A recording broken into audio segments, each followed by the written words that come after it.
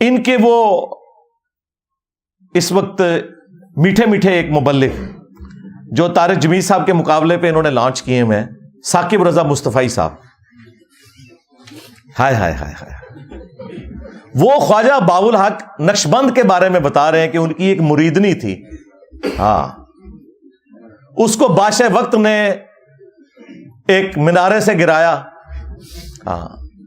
اور وہ بخارے میں تھے۔ وہ کہتے ہیں کہ مریدنی نے آخری وقت میں بجائے اللہ کو پکارنے کے نا وہ بابے کو پکارا، اوکھے ویلے بزرگ کام آتے ہیں۔ تو آگے الفاظ دیکھیں اس ذمہ دار شخص کے، یہ کہتا ہے کہ جی وہ بزرگ آئے اڑ کے اور انہوں نے مریدنی کو کیچ کر کے،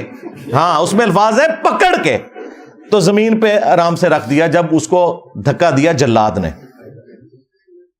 حضرت شاہ نقشبند بخاری علیہ رحمہ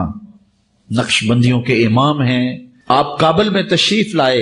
تو بادشاہ کے گھر میں کام کرنے والی ایک خاتون آپ سے روحانی نسبت قائم کر لیتی ہے۔ جو اس کی ہم منصب تھیں انہوں نے اس سے حسد کیا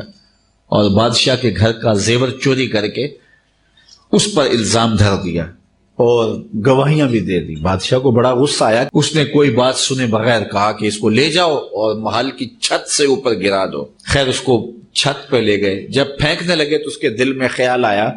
وہ کسی نے بتایا تھا کہ اوکھے ویلے بزرگ کام آتے ہیں،